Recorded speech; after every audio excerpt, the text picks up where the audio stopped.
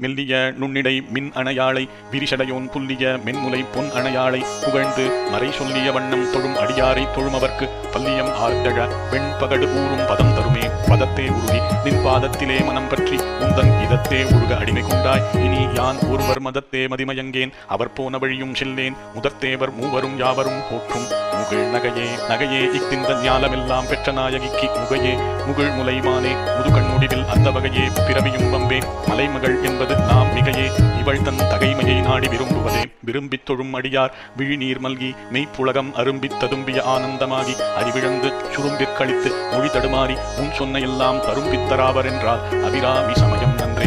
நன்றே வருகினும் தீதே விலகினும் நான் அறிவது ஒன்றேயும் இல்லை உனக்கே வரம். எனக்குள்ள எல்லாம் அன்றே உனதென்று அழித்து விட்டேன். அழியாத குணக்குன்றே அருட்கடலே இமவான் பெற்ற கோமளமே. கோமளவல்லியை அல்லியந்தாமரை கோயில் வைகும் யாமளவல்லியை ஏதமிலாளை எழுதறிய